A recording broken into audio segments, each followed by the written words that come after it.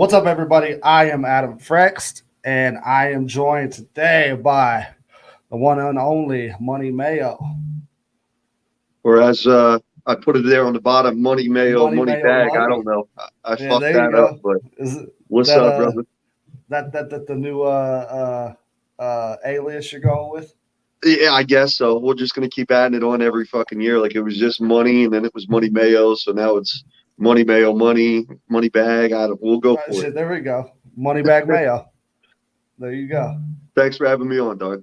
Yeah, no problem, brother. I appreciate you coming on. So, uh, man, so this Chiefs season, it's kind of it, it's been a tale of two seasons as far as the first half was offensive production, second half has been defensive production. Now the first half wasn't as successful. I mean, we was hovering around that under 500, right around 500, and ever since our defense has stepped up, we have got us to the point now where um, we have been a lot more successful. But it almost still feels like Chiefs fans still have that sky is falling mentality when it comes to how the games are looking compared to what they was before. So you compare last year when we was putting up these points, but we was only winning games by 3 or 4 points. While now, even though maybe we're only scoring, in the high teens to low 20s, we're beating teams by 10 plus points. What do you think it's like? Like, is it a thing just like where you just can never make fans satisfied? Not this year. I mean, because and like you said, what we've been accustomed to since Pat really took over. First year's MVP, then the Super Bowl, and then last year the running back tour and all that. I mean, we're accustomed to big plays. The defense being average. So it's definitely been a tale of two different, almost like two different football teams, and we're Yeah. we're 3/4 of the way into the season. Um, we got we got spoiled. That's what it was, bro. You know what I mean? To have a Hall of Fame tight end, a top three receiver in Tyreek, and then just Pat putting record and astronomical numbers. We got spoiled, and we came into this season thinking that it's just going to be same old, same old. We're going to put up 30 points a game. Tyreek's going to go for 190, and it hasn't been that. But we've been. No, go ahead. Do you think it's kind of we're not kind of getting the same level of entertainment that we was before? It's a different kind of we're playing a different game now. Now, like the games aren't as entertaining as they were before, and just kind of so offensive based. Which I'll have an argument. Kind of the whole league's been that way this year. I think it was before. It was like Mike Tyson was coming in the room. Like we were Mike Tyson, and we were just coming in first round, knocking everybody. And now it's more like, okay, now it's an actual boxing match that we're taking it to the 11th, 12th round. You know what I mean? Like we're Right. not, we're scrapping it towards the end there. God, I know you were, and I know a lot of Chiefs fans were. Them first 4 or 5 weeks of the season, like I was calling in A10 Sports, like, dog, you gotta fire Spagnuolo. Yeah. You know what I mean? You got how he wasn't going by the 4th week or whatever. I was just like, bro, we're going through Bob Sutton all over again. No, that's definitely it's definitely what it felt like, man. It felt very 2018, just kind of all over again. Just to the matter of just it didn't matter what we did, we was giving up 30 points. No matter what. We had to win 35-30. And it's now that it's kind of flipped on the other side and the defense is playing well. And it's unexpectedly like because we got to the point now, it's just like shit, just be a top 25 defense. Because right now we're historically the worst defense I've ever seen. And I've watched the 2003 Chiefs play too. So, I really thought it was like, William Barty and Greg Mike Wesley lining up Wazowski. the safety and shit. Yeah. I mean, it was No, it was that bad. Like, and you said 2018. I mean, shit, at least, I mean, yeah, it was bad in 2018, but it wasn't like in 2018, we weren't saying they were 2003, 2004 Chiefs. You know what I mean?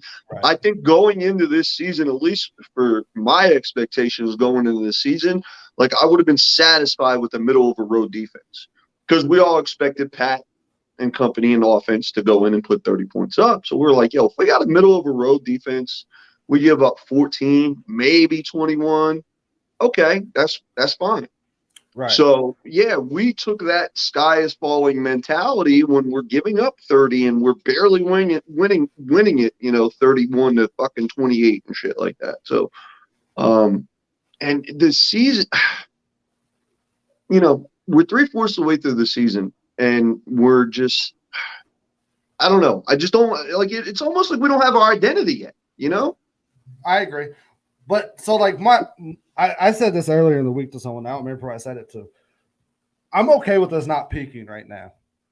So it's just because like I don't. So there's a lot of teams that you'll see just kind of peaking midweek, three quarters through the season, playoff times they kind of bust out. A lot of teams just can't be on peak the whole season. So I mean, take Tampa Bay for last year. They were kind of. They were struggling, and boom, they kind of hit their stride. And towards the end of the year, they kind of took off, even though the people forget how close that Washington playoff game was, and that could have derailed everything. Right. So where I'm at now with the Chiefs, I think kind of all things considered, if you were to tell me, all right, the defense is going to be playing like a top 10 defense, but the offense is going to fall back a little bit, I'm like, okay, I'll take that because I have the belief that, okay, our offense maybe it won't get to the point where, we're just banging out 35 points a game, but 25, 26, 27 should be more than enough to get to it. Because, the offense, like you can't not watch the game and see that there has been a difference. Like it's not as fluid as it has been.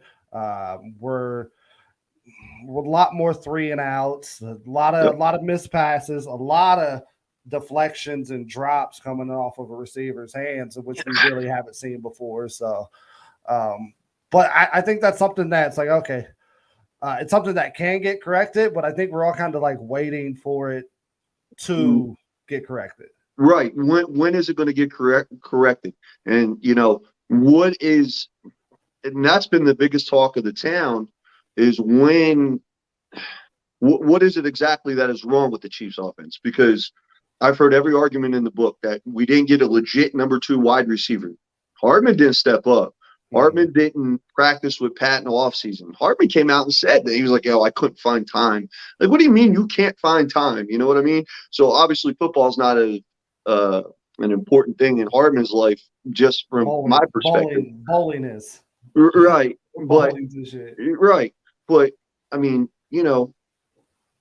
and kudos to Pat for being that quarterback to go, he's taking that Andy Reid mentality of, the press conferences after the game. He puts everything on himself. That's the type of quarterback I want. That's the type of quarterback this team needs. So good for Pat on that.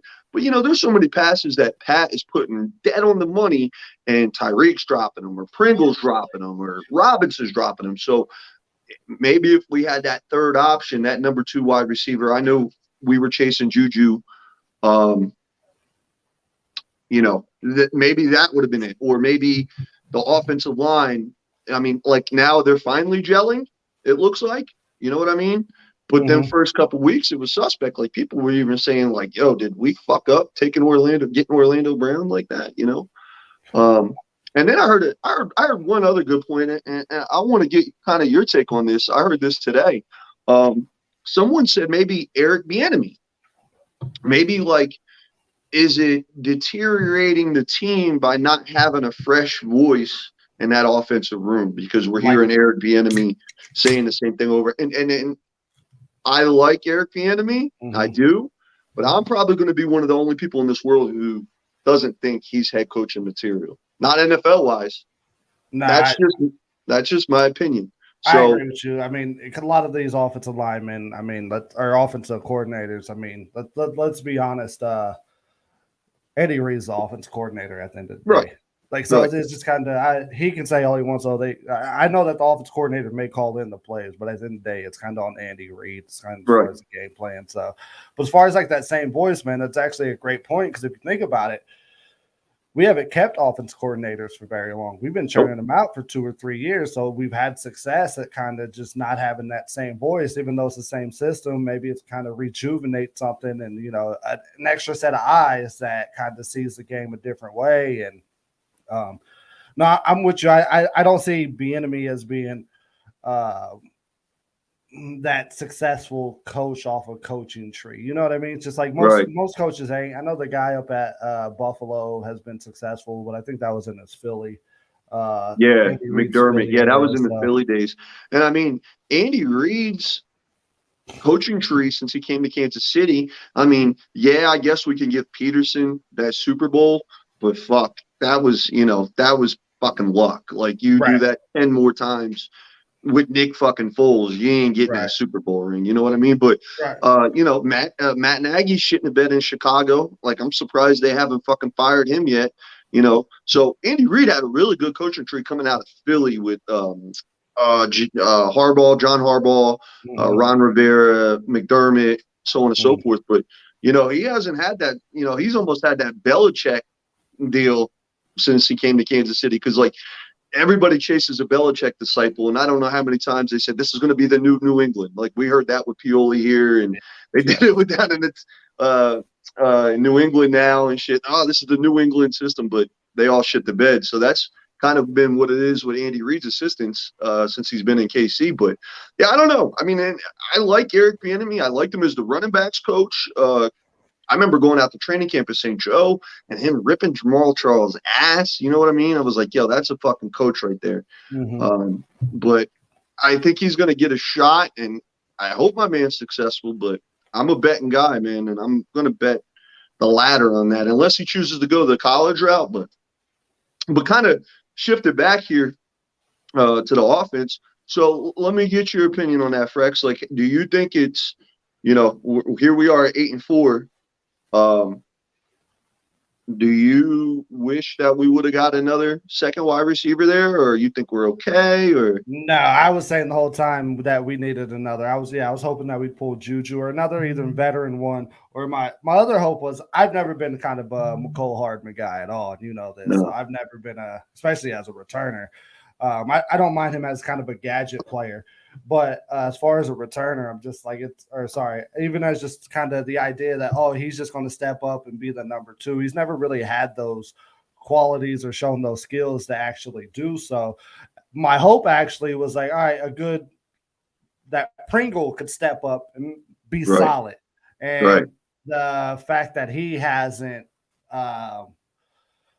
because I was saying before going into the season, give me Pringle all day over Hardman when it comes to consistency. And I still kind of stand on that. But even though Hardman hasn't been Pringle hasn't been consistent enough to step up and take that number 2. So it's just and it's kind of like, does Andy actually give any of the receivers to be that number 2? So, like Sammy, he went in and he played his position every single time.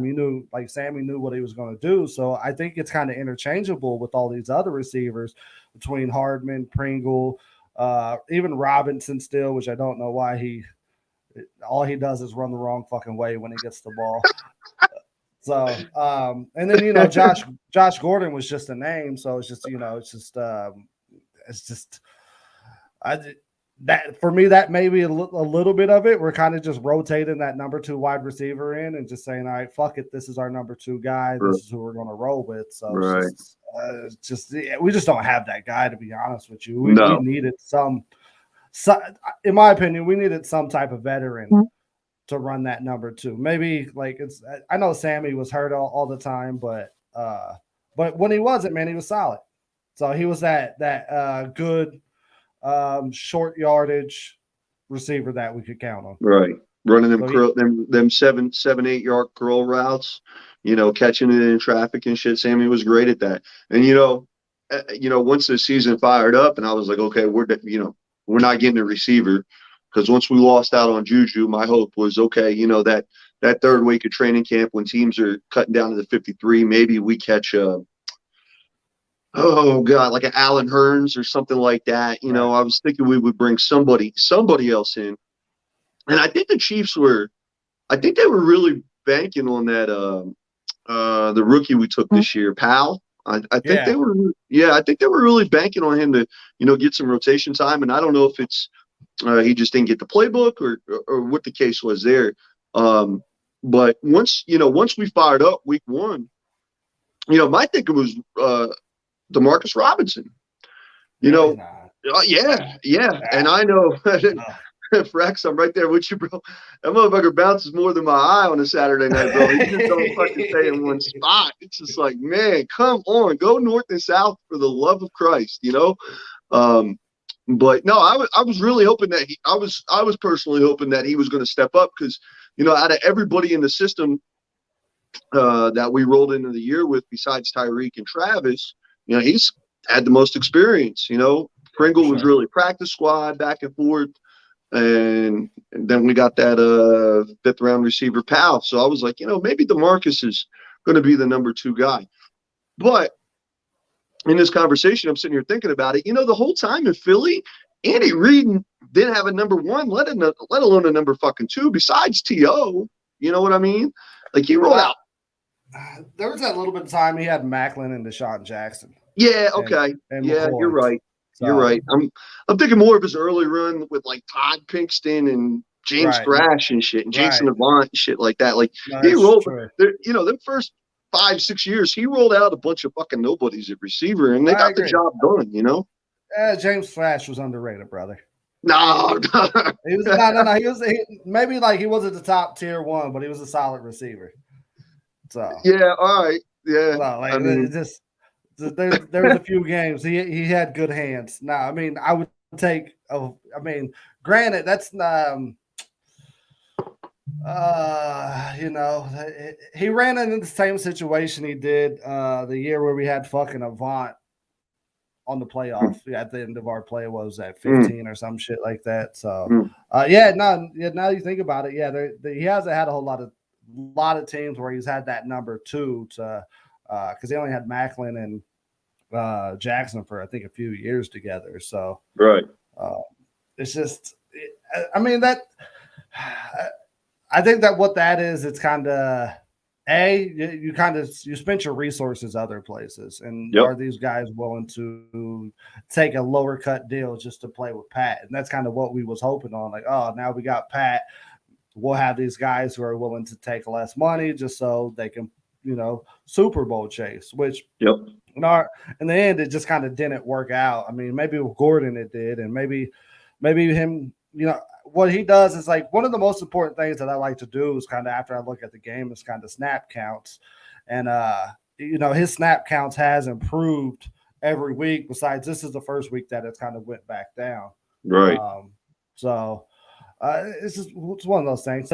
Because what teams are doing against our offense, man, if you think about it, is that double Travis and double Tyreek, make these other guys beat you. To where this is kind of, I love Andy Reid as a coach, but I think our offensive line is built to run. I think these dudes are just nasty when it comes against the run, and they're not as good against the pass. So I think that like we've got to the point where we're okay. First of the year is fucking abysmal. Orlando Brown was just getting smoked on the left side, and the Yang was getting smoked on the right side. I think that's kind of leveled out a little bit. It's not as bad. Even though I think I saw you a couple of days ago, Patrick Mahomes is still the most pressured quarterback in the NFL. So it still hasn't completely rectified itself, but I wish that's where we would use the run game more. Like, okay, we'll definitely know we're going to come in and we're going to get at least 25 rushing attempts from no matter who it is. I really don't care. I just want to get those. That's kind of my number that I look for when it comes to us rushing the ball. It's like with this, 25, 30 rushing attempts, letting one guy get at least 18. I don't care if I prefer Allaire over Williams, but I really don't care which one. I'm in the Gore train. You know, I'm a fucking I massive can see fan. it. Yo, I'm a massive fan of Derek Gore. And oh God, I don't want to tell you the wrong game here, and I have this up in front of me as we're speaking, but I want to say it was the Bills game that Gore got a lot of snaps in that one. Yeah, that's where he got. Was that not? No, it was the one he got. We won, wasn't it? Was it again? Because we had won because we got smoked by Might the have been Bills. Washington. Might have been the week after against Washington or even the Giants. I forget what game exactly, but you know what I'm speaking on. But fucking, there was a game that Gore was just like, dog, like, why aren't you getting these snaps? You know what I mean? I always come off across like I want to try to find things wrong with the Chiefs. I don't. They've fucking have been spectacular since Andy's been here. They've even been better since Pat took over at quarterback. But, as diehard fans as we are, because we're doing this podcast right now, we're going to find the little nooks and crannies and shit. I wasn't a fan of the Clyde pick when it happened because I had a man crush on Jonathan Taylor. So did I. And Clyde still really hasn't even shown he should have been a first-round pick. I agree. And I keep hearing it from the coaches, during the interviews during the week from them, that we got to get Clyde involved in the passing game. We got to get Clyde involved in the passing game. And I guess the last game, a little bit he was there. I think he had 3 or 4 catches. But Andy Reid won't run the fucking ball, bro. Like, it just won't fucking happen. It does not. We could fucking put Emmitt Smith and fucking Gale Sayers back there, and, dog, he ain't running that fucking football. It just I want to strangle him. You know what I mean? Because we will run the ball, and we will fucking, it looks like this offensive line with Tooney and Humphrey and Trey Smith right in that fucking middle, bro, they're opening fucking gaps. You know what I mean? We're getting them clips. And then, we get a couple first downs by running the ball. And now here we are fucking 2nd and 9 and fucking we throw to Tyreek and it bounces off his fucking hand interception. It's just that's literally been kind of the epitome of how things have went. So it has the point where like, yeah, you're right. It's just kind of the idea of like, man, is it because the player that Andy Reid hasn't had that trust in? Because it felt like we ran the ball a little bit more when Kareem Hunt was here, or even when Charles was here.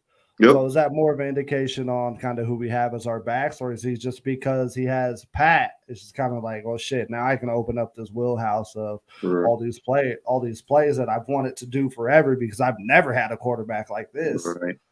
Right. And it could be. I mean, name me a stud running back behind Tom Brady's career. You know what I mean? No, I agree. It's just been kind of interchangeable. It's been kind of interchangeable, guys. There's been guys who's been getting 1,000-yard years, but shit, they've been signed to 1-year contracts, and they're like, well, fuck, you can go because I'll pick up Corey Dillon and then LeGarrette Blount, and then fucking I'll have James White be my out of the backfield guy, and just name all the other guys. Shit, Right. They just fucking rotated them through and through and fucking through. So, I mean, with this offense, us getting to the tail end of the season here, 1, 2, 3, 4, 5 games left in the regular season. I think, everybody in the city's pretty confident. We're at the very least going to get to the playoffs. I know the division is still really within our hands. I still like the Chargers. I think Herbert is special. I think that is a good football team. It doesn't matter who the Broncos put a quarterback. I don't give a fuck. Broncos ain't doing shit. No. Not with Teddy Bridgewater or Drew Lock. But the question I'm getting at here is, are you confident enough that we're going to be able to continue to put up points and numbers these last 5 games and go into the playoffs? And, is our offense, because it's finally looking like maybe they're getting it a little bit. Yeah, we have our moments where it's like, all right, this is kind of what we're used to, and then we kind of hit a lull. Honestly, man, that's not something I worry about. it's kind of if the defense kind of keep doing what it's doing and the offense can just pick up a tick, dude. Like, I mean, I can make an argument we're the best team in the NFL right now. Yeah. Like, just kind of, I can make the argument. I don't say I believe it, but they're Right. like, I can kind of make the argument. It's just kind of like, we're you kind of any given Sunday. If I mean, granted, that's if the defense is playing like it is. Like, I'll take the Chiefs defense playing as it is and pat with anybody over anybody in the league. So it's just kind of that's kind of where it's at. So granted, saying not that we can't be beat, or this, you know, is this defense just a kind of a 3-4 game, 5 game stretch that we happen to go through and we kind of level back out and not be, you know, instead of giving up 13, 14 points a game, we're up to 18, 19 points a game. Right. So it's just kind of right off the we'll read off. I'm reading off these scores here real quick on just what we gave up point wise from the beginning of the season until now. So the Browns, we gave up 29. The Ravens, we gave up 36. Chargers, we gave up 30. Eagles, we gave up 30. Bills gave up 38. Washington football team, we gave up 13. Good on that. But then you come back the next week against the Titans, you give up 27. Giants, we give up 17. Now this is about that Giants game is right where I think the defense started to make that turn. The Packers, I'll make the argument it was that second half versus Tennessee. Right. Yep. Yeah, exactly. Packers without Aaron Rodgers, we gave up 7 points. Raiders, we gave up 14, and then Cowboys, we gave up 9. Broncos, we gave up 9. So they definitely made that piece. The guy I was watching a Broncos game with, he made a good observant.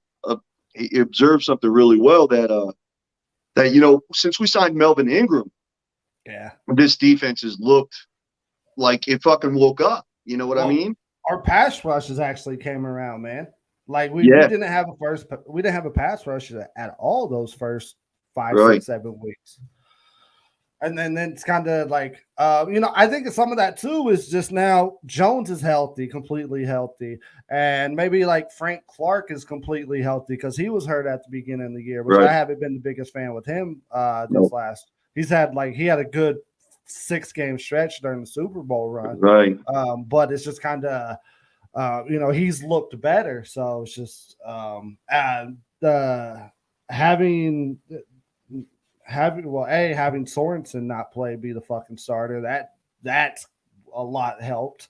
In which I wish they wouldn't when Hitchens got hurt too. It's just now we put fucking old boy from Mizzou in.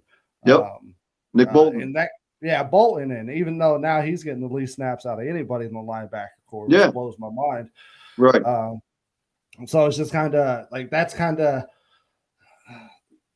was with the Ingram, Thornhill getting more playing time, Gay coming on and getting healthy and being on the field more, which this past game, I think that was the most he was on the field. Right. Hey, man, have you noticed? I don't know if you noticed. I watched this last few times. Have you ever noticed that whenever Sorensen's on the field, so is Neiman? Like that, like both of them, that's the package. Like whenever something's on, those two are on the field together. Yep. And that's the they call it the white defense. That's the white defense. They gotta get their certain percentage in for equality. So Yep, you got to keep it rotating. So let me ask you this, Adam. The play that Neiman and Sorensen made last week, the Neiman with the tip and Sorensen with the pick 6, does that buy you any credibility for them? No. Like, or do you forgive them for any of the bad shit that they did over the season? Does that wash away all their sins from the season? I mean, not at all, bro. I've been on the I don't fuck with Sorensen for 4 years now. So it's like, bro. I remember doing podcasts with you like 2 years ago, and I think we were still saying fuck Dan Sorensen then, and here it is going into 2022, and we're still saying fuck Dan Sorensen. So well, man, what happened was he made some great plays, and it kind of idolized him amongst the city. You know what I mean? Yep. But sometimes people forget the journey and they only kind of remember the outcome. So it's kind of you have to remember it's kind of the journey that gets you, and that's And that's the part that I like, is just kind of breaking down the journey, how I got to this particular point. So nah, man, it's just with Sorensen, man, as a box safety, like I love him when he's blitzing the quarterback, man. Like box safety, keep him up in the run. Absolutely, there's spots for that, but him playing 100 snaps as a strong safety or free safety, depending on what Tyron wants to do. Now that's not his strong suit. So, Neiman, I don't hate him as much, man, because I think he's a solid special teams player. But the fact that you have other linebackers who are better, that he's taking the snaps away from, that's kind of where I have the problem with. So, and the fact that we always got those two on the field at the same time. Can we pick a different package where let me get fucking Sorensen and Bolton on, or Neiman and fucking Thornhill? Like, let's kind of switch that one up. Yeah. And you hit it right on the nose there, bro, with Sorensen. He's got to be in the box safety. And, so many people were shitting on Sorensen, rightfully so. But, it's not the dude's fault that they fucking send him in there and tell him, okay, cover a guy 25 fucking yards. He don't have that ability. You might as well send me in there and try to do that. You know what I mean? Because y'all are going to be saying the same shit about me as you are about that man. You know what I mean? And I get it. He's an NFL player. He's a quality player. But, that just ain't his fucking strong suit. And I think finally Reed and Spagnuolo and all them are fucking finally realizing, okay, that's not the position we need to fucking keep him in. Keep him close to the line of scrimmage. If he's playing fucking man, let's be playing man against a team with a tight end that's a bottom half of the league tight end or a bottom half of the league running back. No, let's not watch fucking Sorensen match up against Gronk, because I don't want to see it. It's gonna fucking happen every fucking time. And as far as Neiman, bro, I can't fucking stand Neiman. Fuck Ben Neiman, bro. That's a big. I'm defending Sorensen a little bit, dog. Right. Neiman is straight special teams. He's a straight special teams player.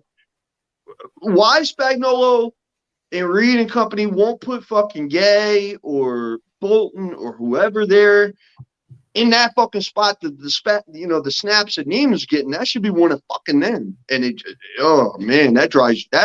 one drives me up the fucking wall. So so I'll put it in retrospect here. I give Sorensen props on that fucking play last week. Obviously, it wouldn't have happened without Neiman, but Neiman shouldn't have been on the fucking field at that time. I agree. Well, I'll give Sorensen, the interception, he should have had that anyways. It was literally in his lap. The ability to get to the end zone, that was what was impressive. To kind of get through all of that muddy water, to get through all those guys.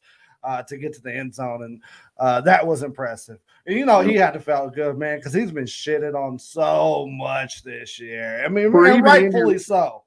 For even Andy Reid to come out and say something after the press conference, you know what I mean? He kind of gave that wink and nudge. He was just like, "Yeah, y'all want me to fucking cut this motherfucker, right?" Now he's out here getting 6 for us. So yeah, I still do. Anybody could have. Yeah, I do too. Anybody could have got that pick, man. And he did a great job with the return, but anybody could literally. Do you think a lot of our pass rush problems was the experiments of Chris Jones at DN? Absolutely. And what's crazy is I was down for it, man, because I was like, man, who you got better at the other end than Chris Jones? Because who was we putting at the other side? Okafor? It's just it. Who was the you had the kid from Michigan, Michael Dana. Dana. Yep. So he was solid, man. It's just kind of, but it wasn't working out because Jones been hurt or Clark's been hurt.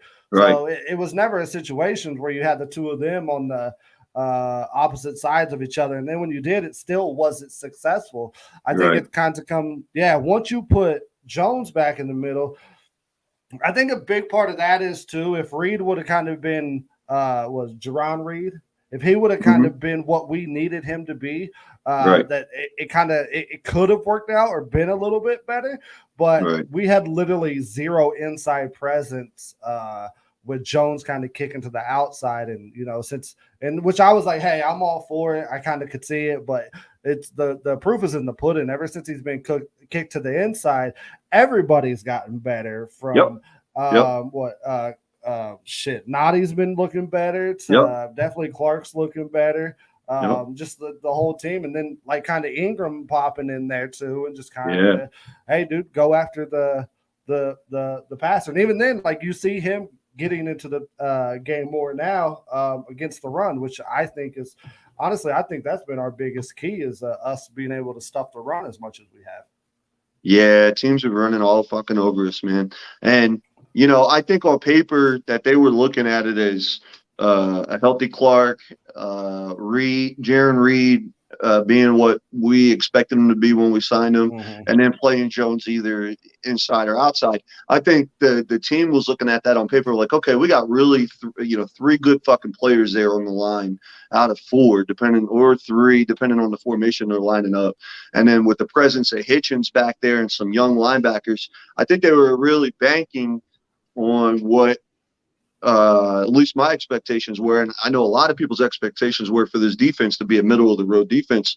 So for them to come out, them first 2 or 3 weeks and give up all them fucking points, that's when a lot of that finger pointing started fucking going. Okay, Sorensen, okay, Neiman, okay, Jones on the outside, and so on and so forth. Hitchens.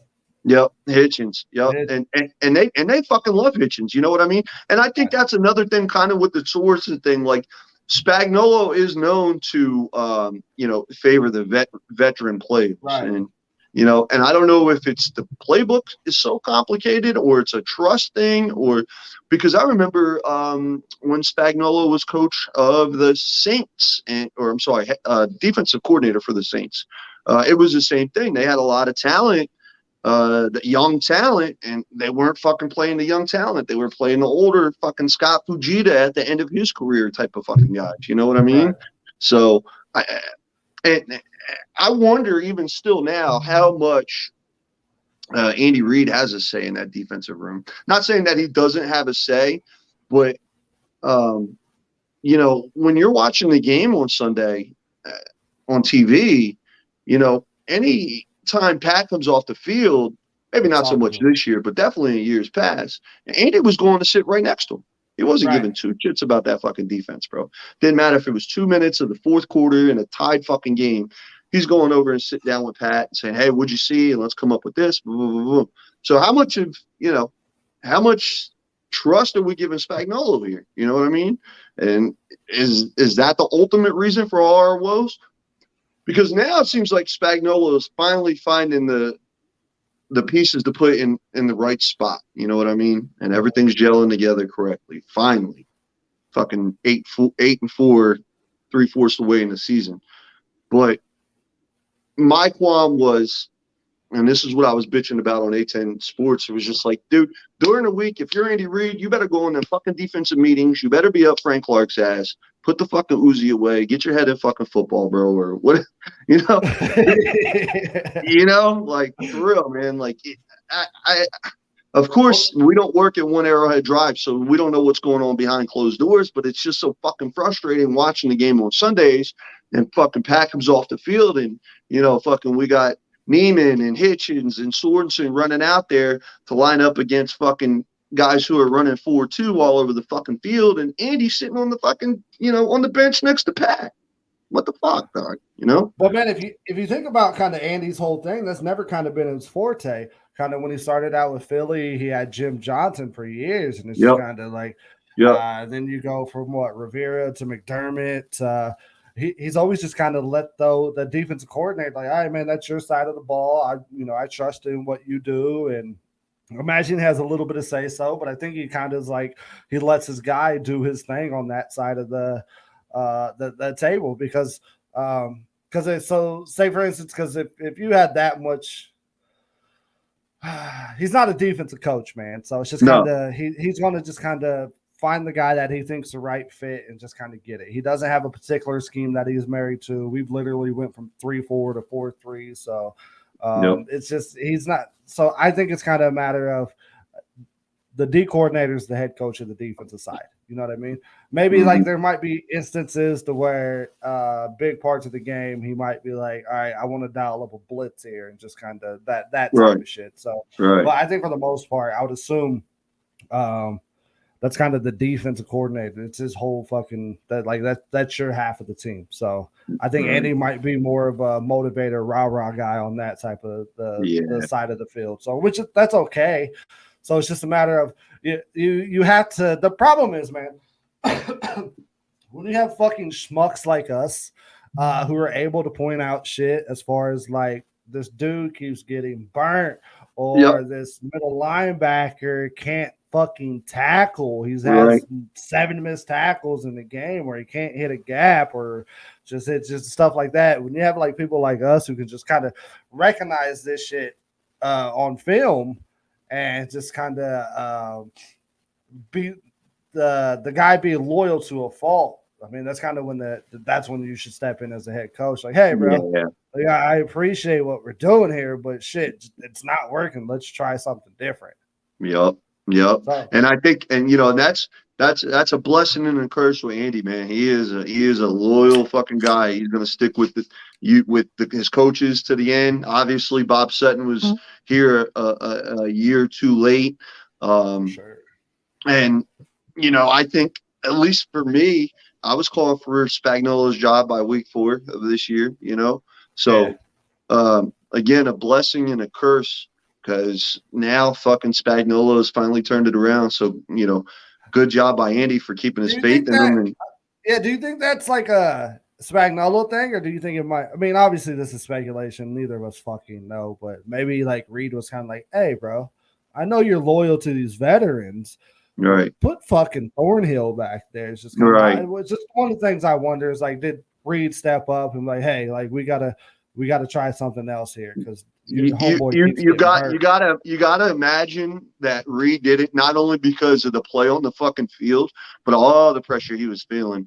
I mean, because it was getting to a point where it was a weekly fucking thing. Like, we're going to talk offense, we're going to talk defense. Oh, and then we're going to talk about why Sorensen's out there and Thornhill's not, and what the fuck is going on with Thornhill. Because no one could understand it. Because this rookie year, he was getting plenty of snaps and he was looking fucking good. Right. Even as even as a rookie, he was still looking like a really good, solid NFL fucking safety. So I don't know if it was like one of them fucking Todd Haley voodoo things where we benched Derek Johnson and Jamal Charles when he first fucking came, and Spagnuolo was like, "No, fuck that. We're not playing fucking Thornhill. Like, you got to earn it." And like, nah, bro, what the fuck are you doing, man? And like I said, it could have been one of them things also where Thornhill was just favoring the veteran. You know what I mean? Or I'm sorry, Spagnuolo was favoring the veteran there. He's favoring the veteran in that situation. He's favoring the veteran in Hitchens instead of playing Willie Gay or Nick Bolton in them spots. When these young players are coming out, they're making plays. They're not really missing tackles. They're changing the impact of the game. Why aren't we fucking doing it? But you got to believe Andy Reid said something. You got to believe Andy Reid fucking said something. I can't just believe that Spagnuolo fucking finally pulled his head out of his ass and was like, all right, yeah. All right. Well, all of us kind of have an ego too. So it's just kind of he might have been like, you know what? Fuck these guys. I know what I'm doing. These internet talking motherfuckers can go fuck off. I'm going to stick after what the hell I'm doing. So, man, like, who do you think is the best team in the AFC? Well, there's 4 teams that are 8-4. Let me pull up these standings here real quick because I don't know off the top of my head. If you're holding a gun to my head right now, you can fucking pull the trigger because I don't know. I don't know who to say right now. A team I really like, you could halfway say they're a sleeper team, is Cincinnati. I really do like Cincinnati. I like Joe Burrow. But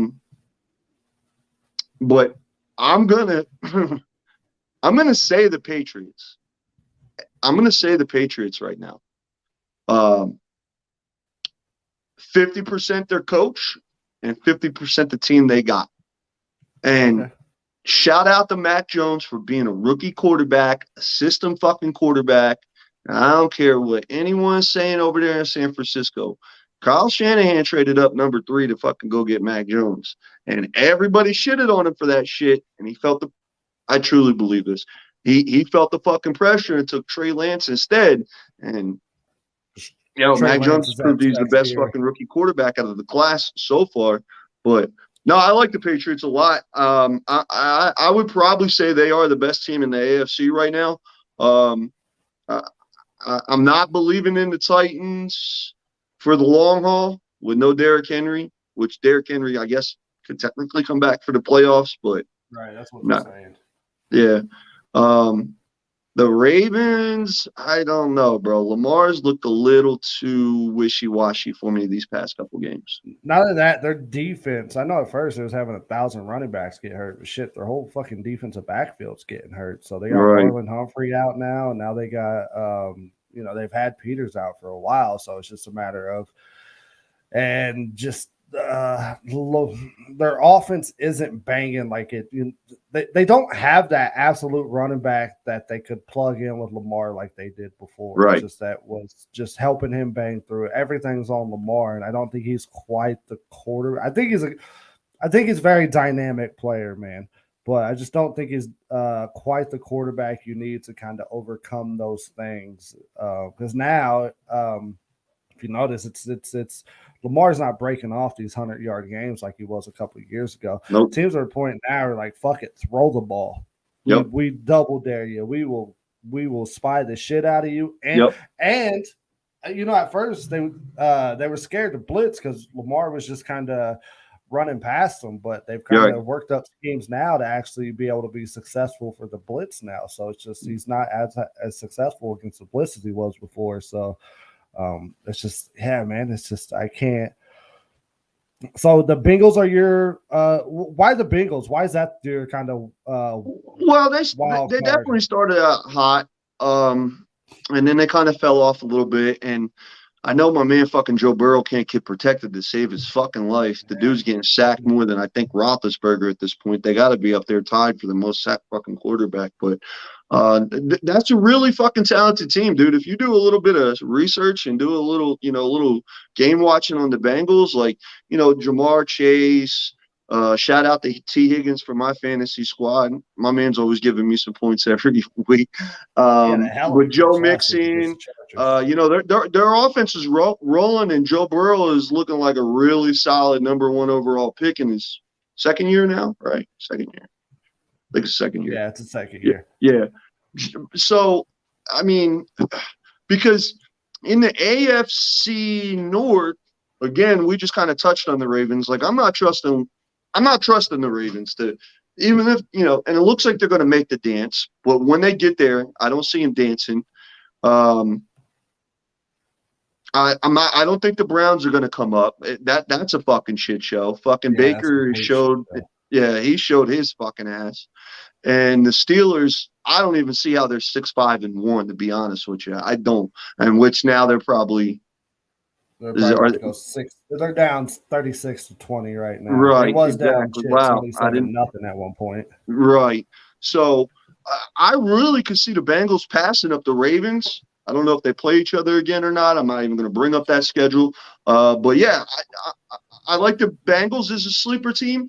And then I'll tell you, Adam, another team that I'm actually kind of fucking scared of is the Colts. Yeah, no, I agree. That running game, Jonathan Taylor.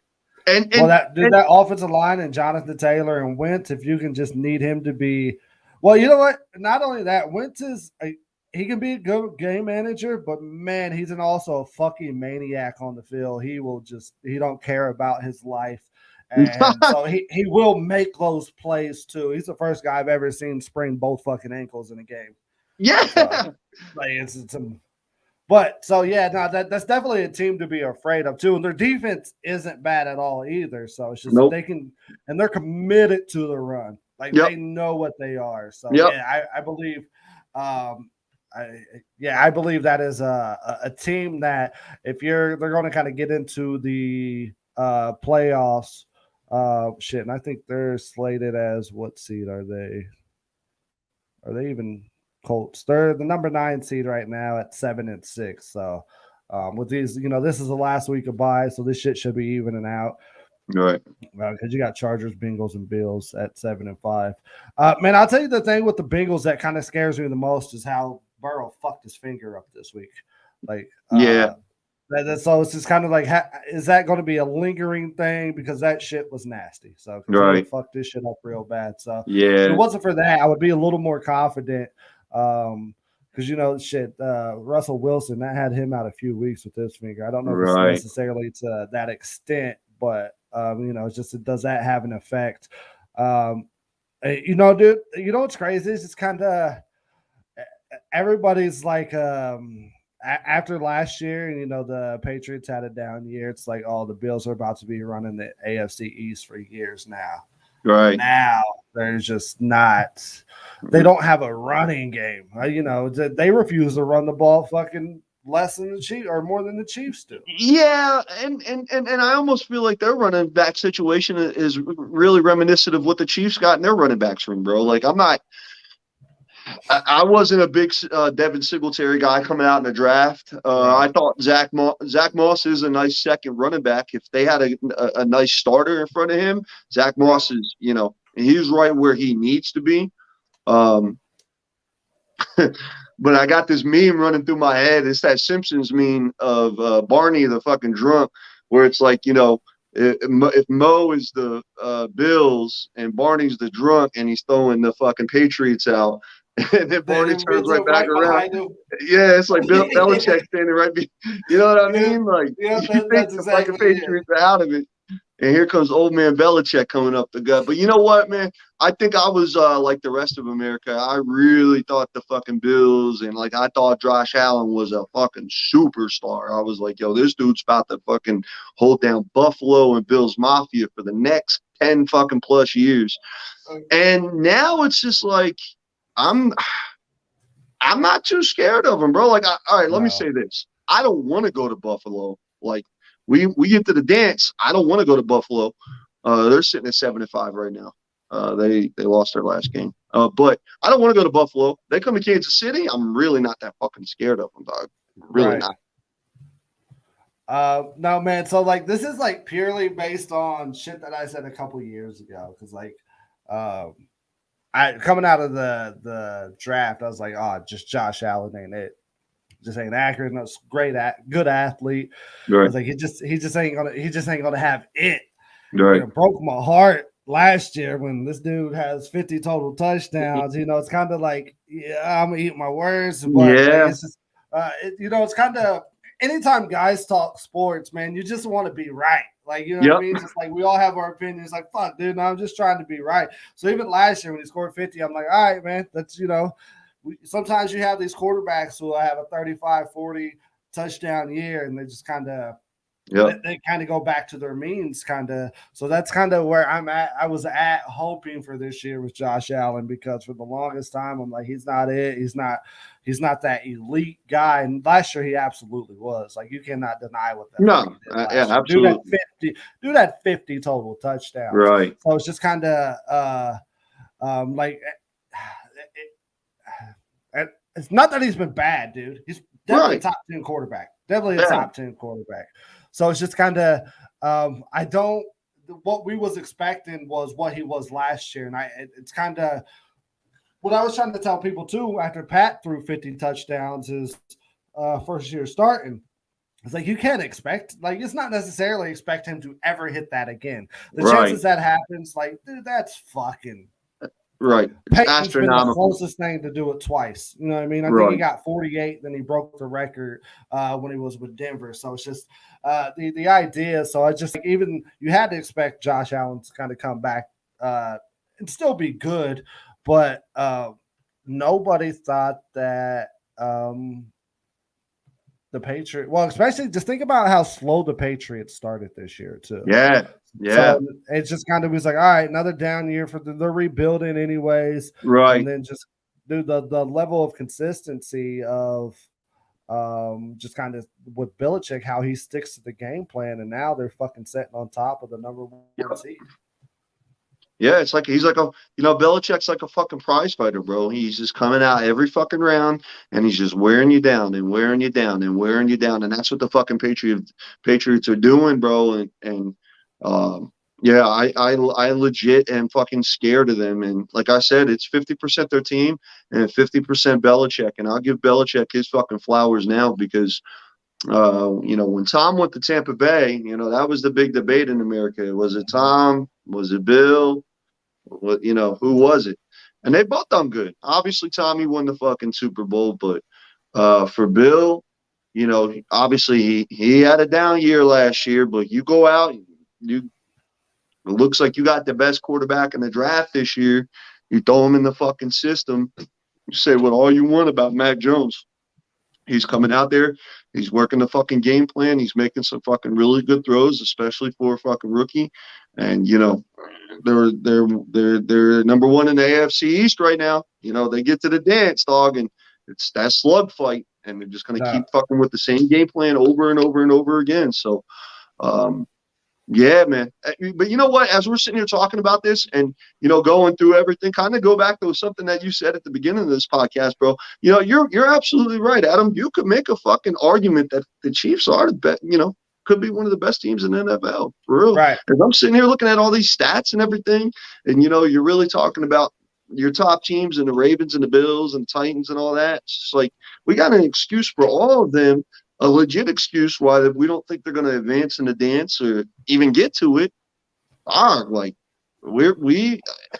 I know you said you don't want us peaking right now, but we're that nose is starting to go up a little bit. I agree. No, I want us kind of go towards that direction, but right. I want us peaking around, week 15, 16. So granted, I want us winning, but I'm saying offensively peaking. So it's just we're kind of hitting on. So granted, I would rather be peaking defensively all season than be peaking offensively all season. Yeah. Defense wins championships. I don't care what anybody says. Offense is sexy. Defense wins championships, especially in the playoffs, man.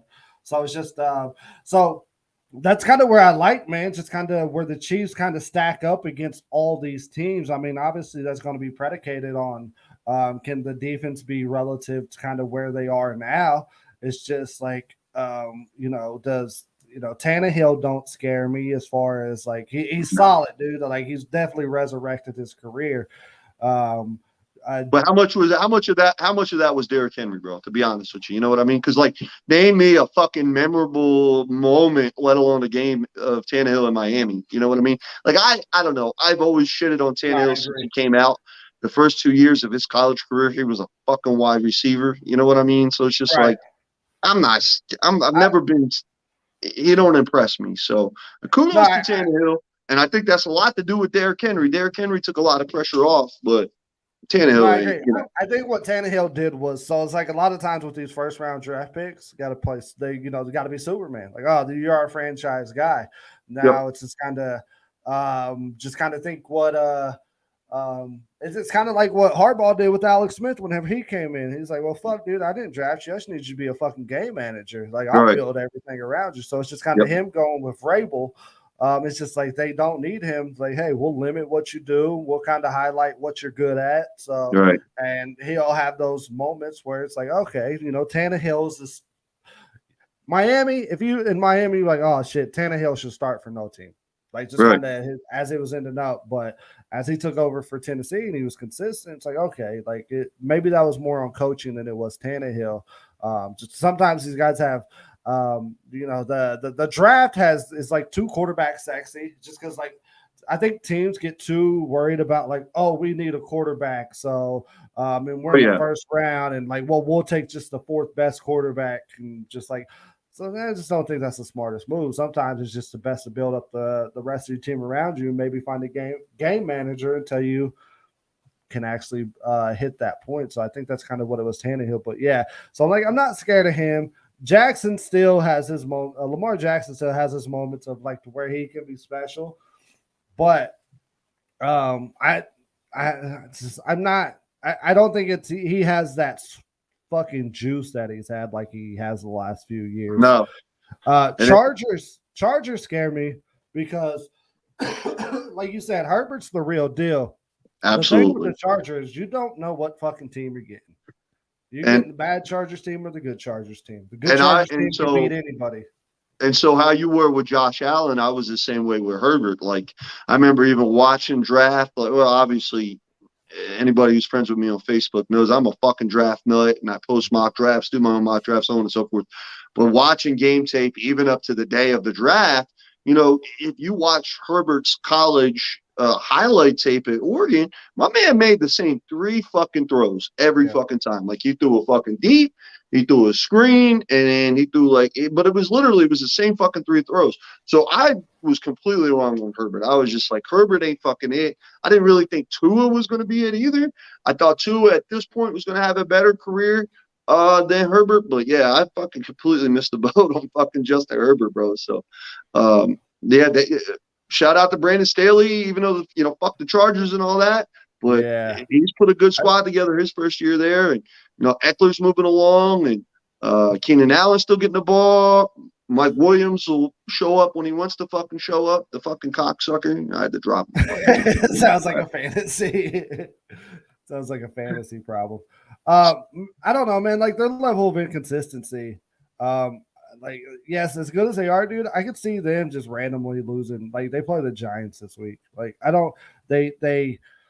they'll lose to teams like that every year. I always say like the Chargers are good for being a top 10 defense and a top 10 offense and missing the fucking playoffs. Like I swear to God, they're the only organization I know that fucking knows how to do that. So they go 14-2.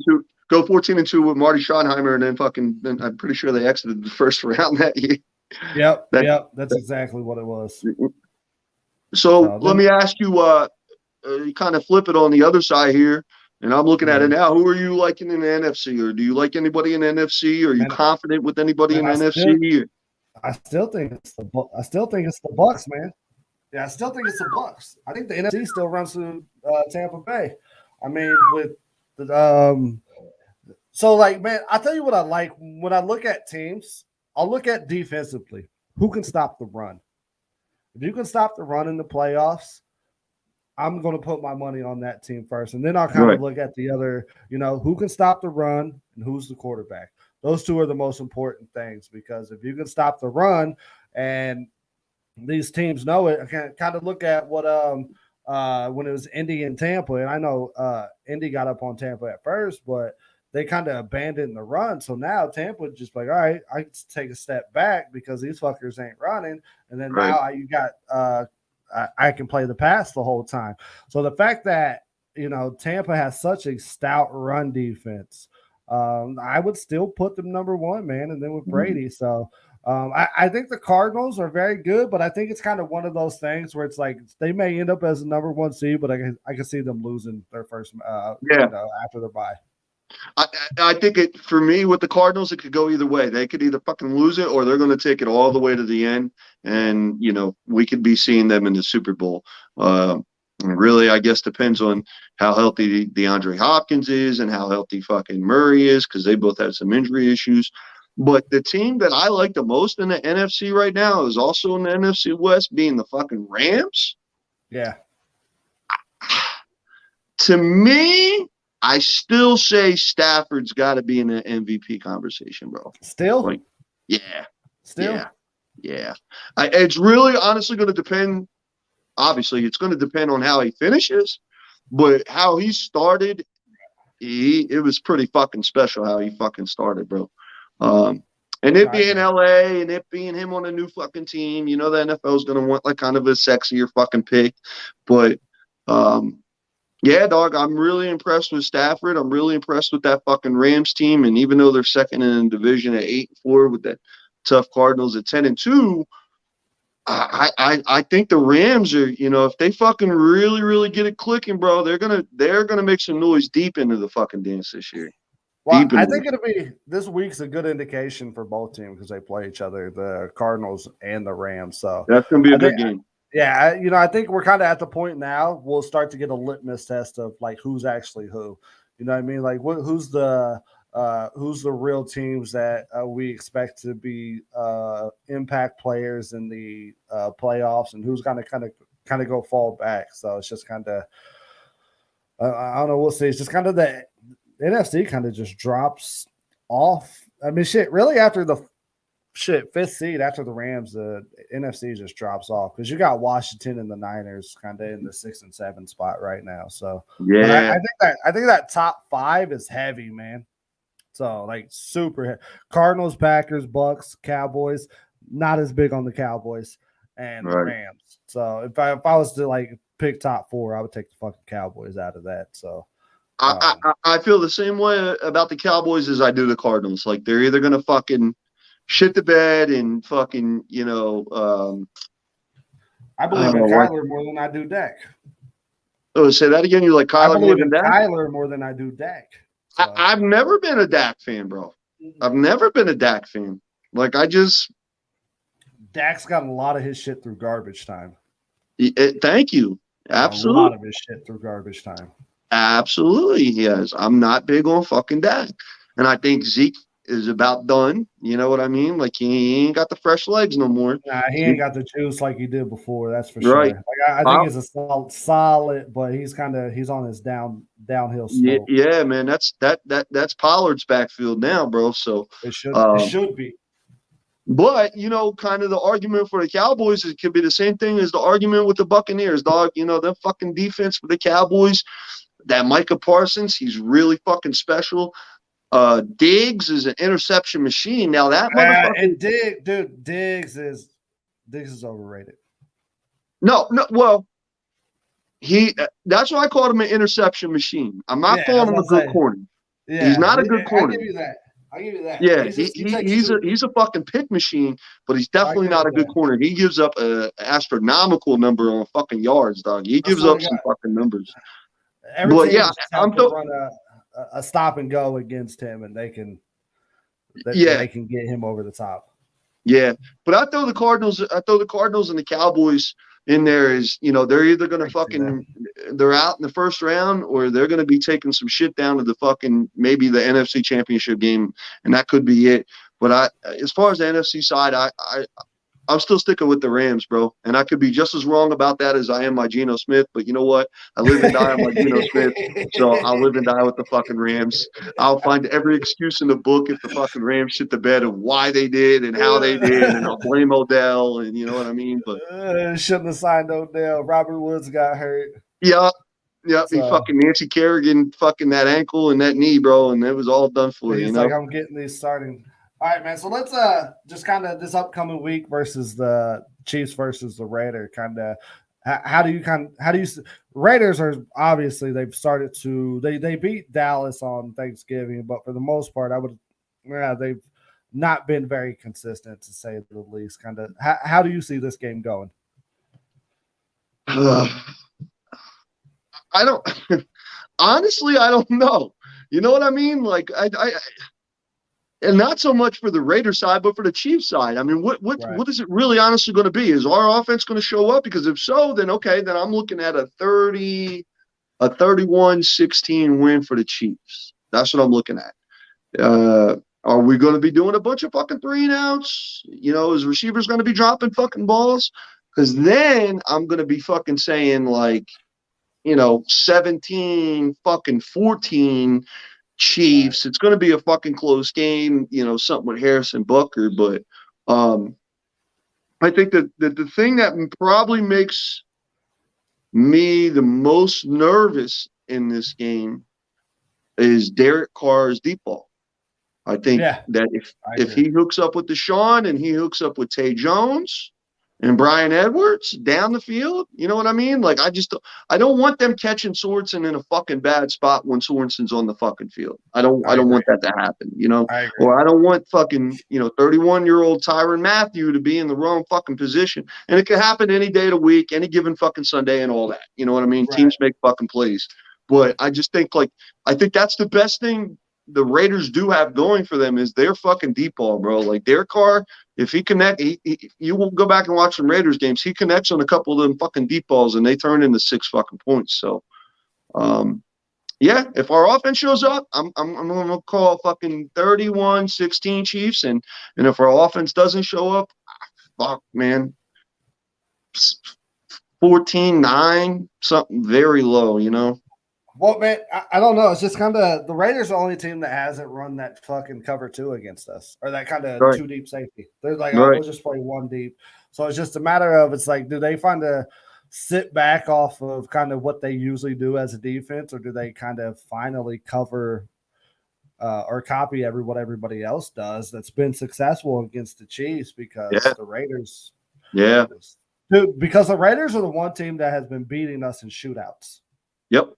I mean, last year they beat us in a shootout, and I think the year before they beat us in a shootout. So it's just kind of they just like, fuck it, this is what we do. We're willing to do a shootout. So yeah, it's just that's the thing. It's you're right. It's really predicated on the Chiefs. I'm not sure if Waller's going to be back this week, and even if he is he still hurt? And just he hasn't been what he's been all season. So so it's just I agree. Like Carr has those deep threats, but I don't think they're successful enough that it just kills you. You know what I mean? Right. So it's just like right. But I just got it pictured, that it's just going to be that one unopportune moment, bro. It takes one fucking play to change a fucking game, dog. You know what I mean? Clyde Edwards-Helaire didn't fumble didn't have the early season fumble. I think this season be looking a lot different, especially record-wise, offense-wise, so on and so forth. But I agree, man. Just look even at that last Raider games, man. If Deshaun Jackson doesn't fumble when he's that ball game's looking different now. I think it's a 3-point ball game instead of it kind of flipping the other way, and now it's a 17-point ball game instead of a 3-point ball game. Yeah, when you talk about a 14-point swing just on one play, just that Carr did his job. It's just shit that didn't bounce his way because Deshaun Jackson got his fucking directions from Demarcus Robinson and decided to run the wrong fucking way. He's like, we'll go the other way. So. It's that cut. I just don't get that shit, man. That shit bothers me. It's the cousin with the fucking it's when you go over your cousin's house and they got the broken fucking PlayStation 3 controller, but he still wants you playing Madden. So when you run, you gotta hold that motherfucker a little bit and shit. Right, and to the top left, just to run straight. So it's just what it is, man. These motherfuckers, they're on the field with Tyreek as teammates or just whatever, and they're like, "Oh, I'm that fast," because Tyreek can get away with that shit. So it's absolutely. Just like, they see Tyreek kind of loop that shit around and like, oh, okay, like that makes sense if you can. Absolutely. I was having that same discussion last Sunday night with the friend of mine I was watching the game with, bro. He brought up that point, and we had that same fucking discussion. Like, you know what, DeMarcus Robinson, Byron Pringle, you ain't fucking Tyreek, bro. You are Jason Avant. Go be Jason Avant and fucking do what you need to fucking. Yep. Run that 7-yard curl, run that fucking 8-yard slant, bro, and just catch the fucking ball. Get out. I don't even care if you keep running. Just get the fuck down. So. Yep. I just hope down this stretch now with these last 5 regular season games coming up and the dance starting soon, bro. I really hope we find a good identity offensive wise. Right. And whether that is Pat becoming more of a game fucking manager or and taking these. That's what I want. What's that? We run the fucking ball more. 30 attempts a game. I think the whole kingdom is yelling for that, dog. And I'm pretty fucking loud. I've been yelling for that motherfucker for a long fucking time, bro. And I'm not even playing fucking favorites here on if it's Darrell Williams or fucking Gore or hell, Me neither. I don't even care if it's 10 fucking attempts per player. I just want 30 team total attempts. Like that's one 25-30. Just give me that. So because we know that's not happening. So no, it ain't happening, dog. No, it ain't happening. Unfortunately, Andy Reid's gonna elect to go for the fucking throw out to the running back in the flat or the screen pass or whatever. And I would like to see some more screen passes if that's what's gonna fucking work for us. You know what I mean? Why don't we do that more, man? We was fucking when we had Jamal and Kareem, we was like very efficient at that. And that's kind of when I was like, I was disappointed when we got Clyde, but the excitement I had was like, all right, you know what? We're about to open back our screen game. And that's literally been non-existent. I haven't seen us throw us to the running back until we started to throw to Darrell Williams versus the Raiders, in which we've done it more now here lately. Right. But it's just like, fuck, like that was a pivotal piece. And granted, people used to get pissed off because we ran the screen too much back in the day. Yeah. But yeah. It's just kind of, it's like then we got to the point where we just didn't use it no more.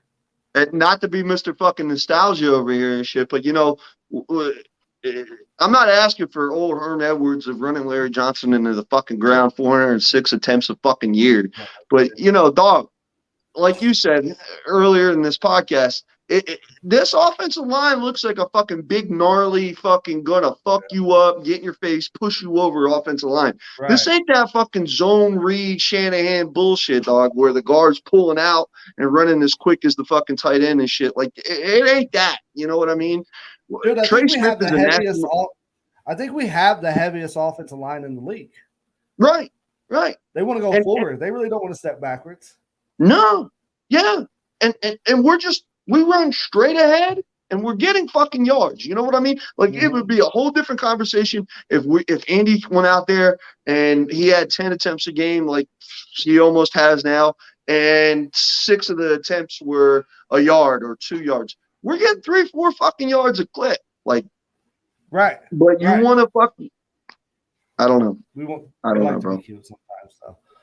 All right, brother. So let's this is off. So what's your final prediction on the game? Chiefs Raiders. Let's go 24-16. That 16 number has been rattling in my mind. 24-16 Kansas City Chiefs to advance to 9-4. All right. I'll go 30-20. So I think that the offense kind of steps it back up, and I think the defense kind of levels it back out. But I think the 20 might be Derek Carr going to eat up some late points. So you want to make any last points here, brother? Any last messages you want to leave here? Nah, man. Offense, get your shit together. Run the motherfucking football. I was always right about Geno Smith. I don't care where you or anybody from Rosedale or KCK or Missouri, Kansas, the United States says. Geno's always got my heart. But nah, man. Nah, I don't really have nothing. I do appreciate you having me on. It's always a fucking good time on here, bro. And I hope to do it again in another couple weeks. And we're talking about, like a 12-4 Kansas City Chiefs at that point. Absolutely, brother. Yeah, started running the ball. I appreciate you coming on, brother. I will catch you next time, and everybody, I appreciate you.